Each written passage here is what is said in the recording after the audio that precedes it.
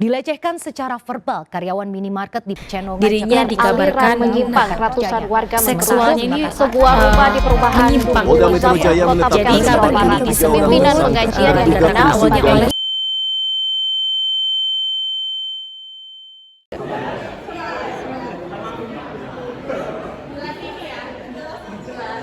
Jangan dipedulin.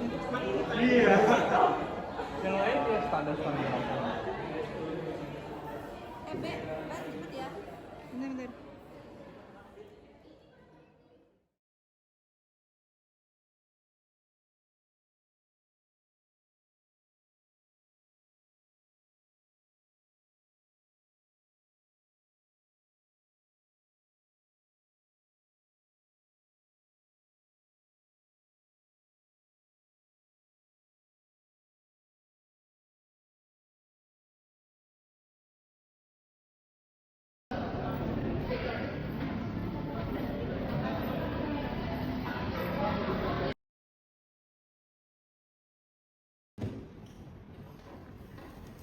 Ya benar, saya Hisyam. Saya mengambil galon-galon air itu di pantry fakultas selama sebulan terakhir untuk saya bawa ke kos.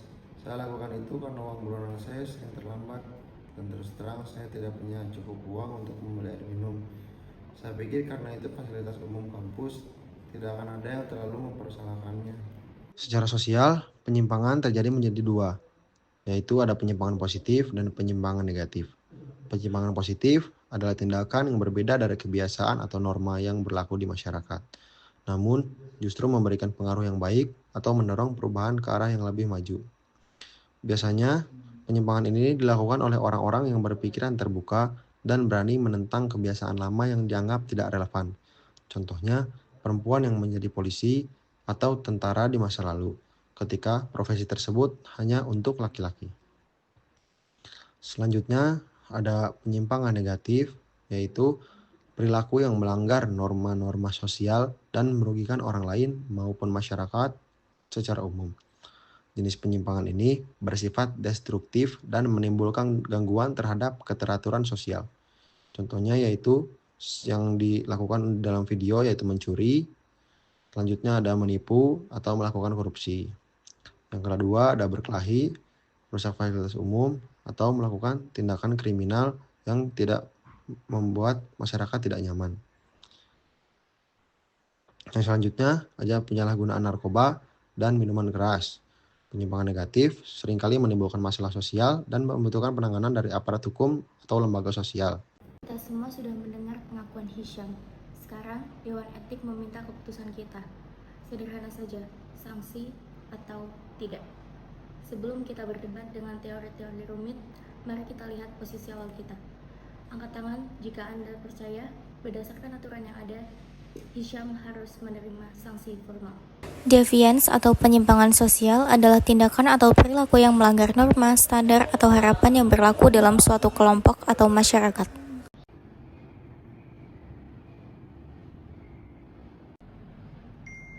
Baik, 3 setuju sanksi, 3 tidak. Kita buntu.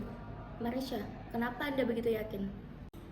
Karena ini tidak rumit, ada aturannya. Fasilitas kampus tidak untuk dibawa pulang. Dia melanggarnya berulang kali. Jika tidak ada konsekuensinya, untuk apa kita punya aturan? Ini bukan soal galonnya, ini soal ketertiban. Titik.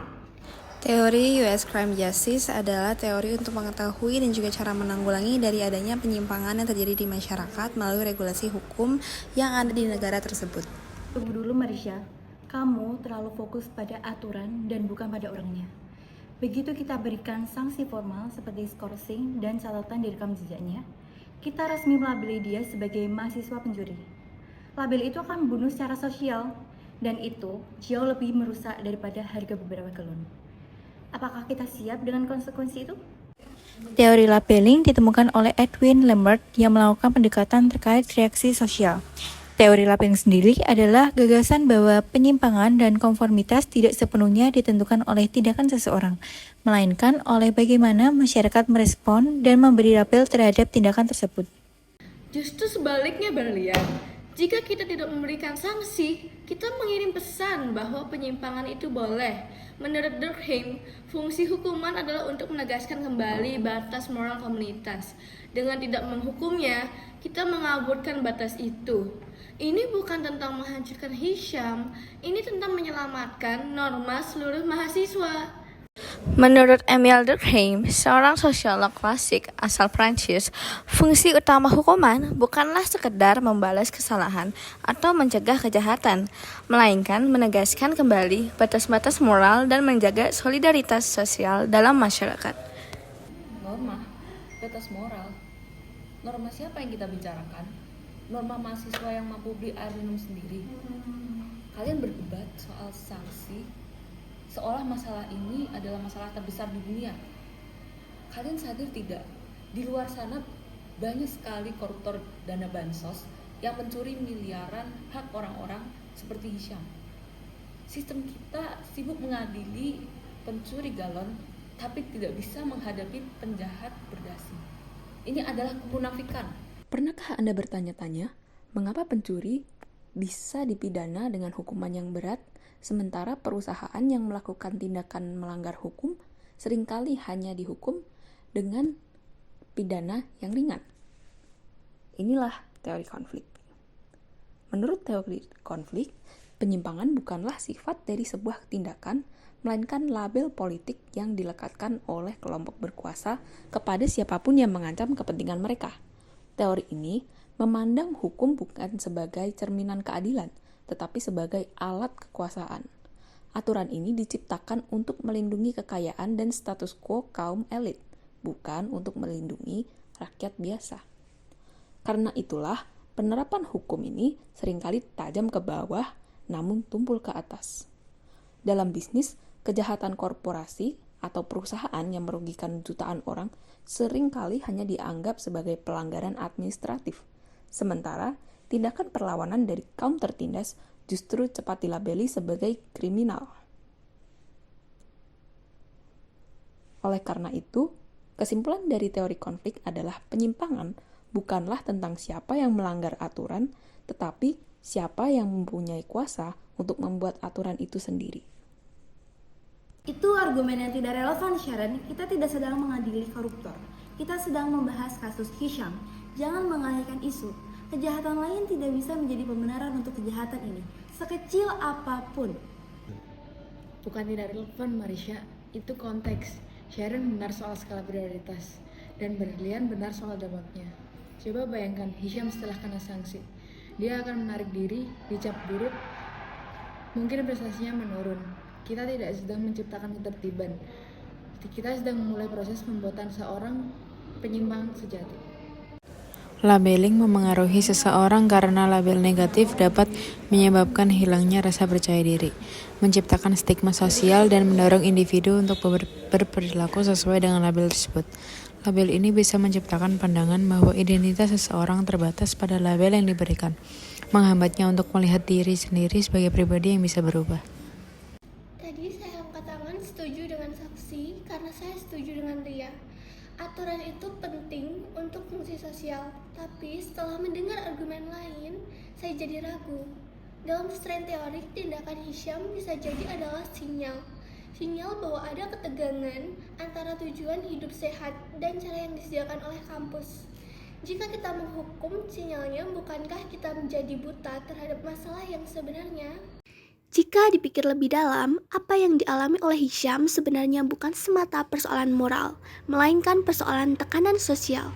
Dalam kajian sosiologi, terdapat teori yang dikenal dengan strain teori yang dikemukakan oleh Robert K. Merton.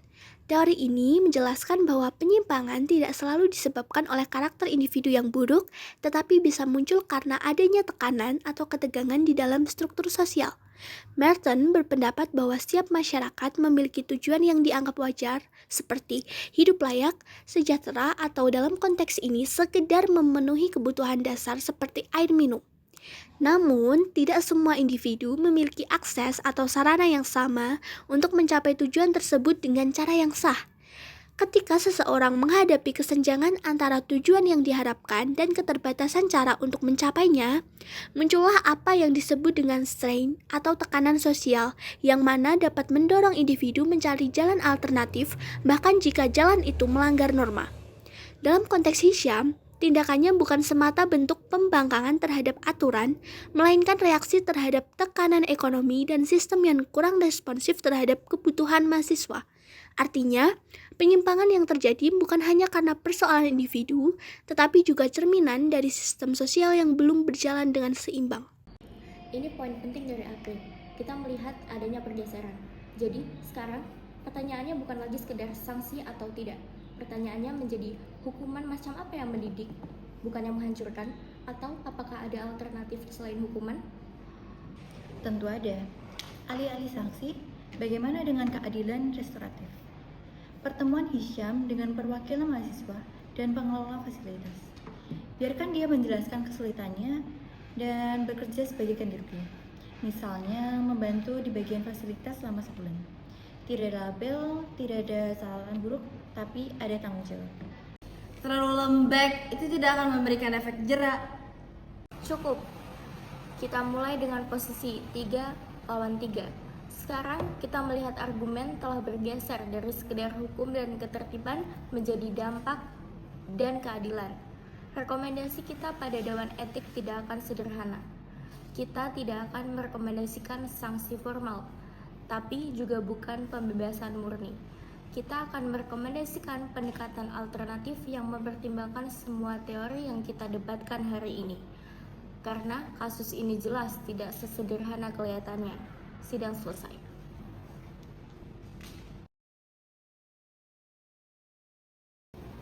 Sekarang mari kita tarik pelajaran dari perdebatan yang kita saksikan.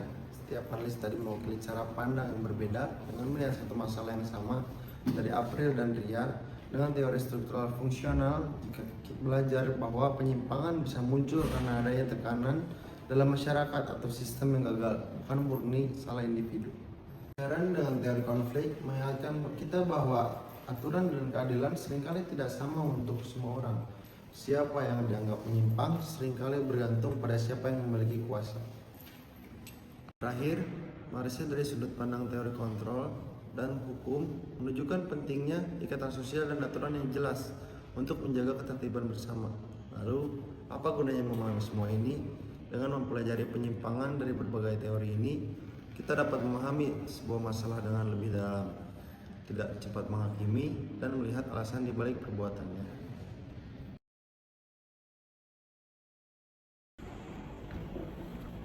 Halo semuanya, perkenalkan nama saya Pilin Aplia dengan NIM 140 30 125 140 222. Perkenalkan, nama saya Monica Fidriani Bermata dengan NIM 140305125140223. Perkenalkan, nama saya Emanuela Sharon Gunawan dengan NIM 140301221300124. Kita tim Prosyam. Perkenalkan, saya Marcella Filterdia sebagai mediator debat dengan NIM 1403012514026. Perkenalkan, nama saya Muhammad Isyam Syauki. Saya menjadi pelaku penyimpangan dengan NIM 140301221402225. Perkenalkan, nama saya Marisa Humaira dengan NIM 1403025140224. Perkenalkan, nama saya Azahra Lepira Junaria dengan NIM 1403025140225. Perkenalkan, nama saya Aprilia Sinja Devi dengan NIM 1403012140166. Kami dari tim Kota Hisham.